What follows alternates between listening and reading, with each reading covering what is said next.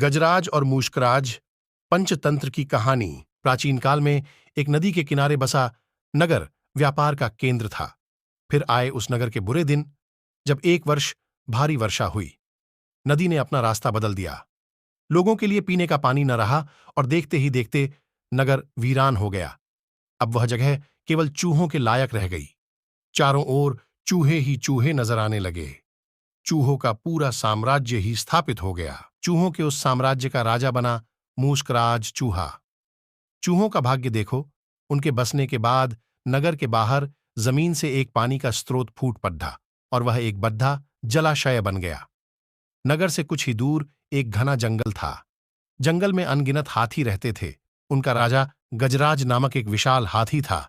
उस जंगल क्षेत्र में भयानक सूखा पड़ा। जीव जंतु पानी की तलाश में इधर उधर मारे मारे फिरने लगे। भारी भरकम शरीर वाले हाथियों की तो दुर्दशा हो गई। हाथियों के बच्चे प्यास से व्याकुल होकर चिल्लाने व दम तोड़ने लगे। गजराज खुद सूखे की समस्या से चिंतित था और हाथियों का कष्ट जानता था। एक दिन गजराज की मित्र चील ने आकर खबर दी कि खंडहर बने नगर के दूसरी ओर एक जलाशय है। गजराज ने सबको तुरंत उस जलाशय की ओर चलने का आदेश दिया। सैकड़ों हाथी प्यास बुझाने ढोलते हुए चल पड़े। जलाशय तक पहुंचने के लिए उन्हें खंडहर बने नगर के बीच से गुजरना पड़ा। हाथियों के हजारों पैर चूहों को रौंदते हुए निकल गए।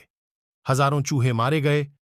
खंडहर नगर की सड़कें चूहों के खून मांस के कीचड़ से लथपथ हो गई। मुसीबत यहीं खत्म नहीं हुई। हाथियों का दल फिर उसी रास्ते से लौटा। हाथी रोज उसी मार्ग से पानी पीने जाने लगे। काफी सोचने विचारने के बाद मूषकराज के मंत्रियों ने कहा, महाराज, आपको ही जाकर गजराज से बात करनी चाहिए। वह दयालु हाथी हैं। मूषकराज हाथियों के वन में गया। एक बड्ढे पेड्डे के नीचे गजराज खद्दा था। मूषकराज उसके सामने के बड्ढे पत्थर के ऊपर चढ़ा और गजराज को नमस्कार करके बोला, गजराज को मूषकराज का नमस्कार। मैं उनका मूषकराज हूं। आपके हाथी रोज जलाशय तक जाने के लिए नगरी के बीच से गुजरते हैं। हर बार उनके पैरों तले कुचले जाकर हजारों चूहे मरते हैं। ये मूषक संहार बंद न हुआ तो हम नष्ट हो जाएंगे। गजराज ने दुख भरे स्वर में कहा, मूषकराज, आपकी बात सुन मुझे बहुत शोक हुआ।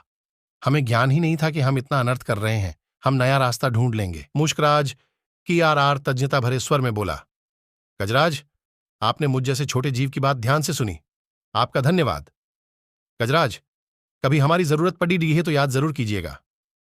गजराज ने सोचा कि यह नन्हा जीव हमारे किसी काम क्या आएगा, सो उसने केवल मुस्कुराकर मूषकराज को विदा किया। कुछ दिन बाद पड़हौसी देश के राजा ने सेना को मजबूत बनाने के लिए उसमें हाथी शामिल करने का निर्णय लिया। राजा के लोग हाथी पकड़ने आए। जंगल में आकर वे चुपचाप कई प्रकार के जाल बिछाकर चले जाते हैं। सैकड़ों हाथी पकड़ लिए गए। एक रात हाथियों के पकड़े जाने से चिंतित गजराज जंगल में घूम रहे थे कि उनका पैर सूखी पत्तियों के नीचे छल से दबाकर रखे रस्सी के फंदे में फंस जाता है। जैसे ही गजराज ने पैर आगे बढ़ाया, रस्सा कस गया। रस्से का दूसरा सिरा एक पेड़डाच के मोटे तने से मजबूती से बंधा था। गजराज चिंगाथने लगा। उसने अपने सेवकों को पुकारा, लेकिन कोई नहीं आया। कौन फंदे में फंसे हाथी के निकट आएगा। एक युवा जंगली भैंसा गजराज का बहुत आदर करता था। जब वह भैंसा छोटा था तो एक बार वह एक गड्ढे में जा गिरा था। उसकी चिल्लाहट सुनकर गजराज ने उसकी जान बचाई थी। चिंगाट सुनकर वह दौड़ा और फंदे में फंसे गजराज के पास पहुंचा। गजराज की हालत देख उसे बहुत धक्का लगा। वह चीखा, यह कैसा अन्याय है। गजराज, बताइए क्या करूं। मैं आपको छुड़ाने के लिए अपनी जान भी दे सकता हूं। गजराज बोले, बेटा, तुम बस दौड़कर खंडहर नगरी जाओ और चूहों के राजा मूषकराजा को सारा हाल बताना। उससे कहना कि मेरी सारी आस टूट चुकी है। भैंसा अपनी पूरी शक्ति से दौड़ा मूषकराज के पास गया और सारी बात बताई। मूषकराज तुरंत अपने 20-30 सैनिकों के साथ भैंसे की पीठ पर बैठा और वो शीघ्र ही गजराज के पास पहुंचे।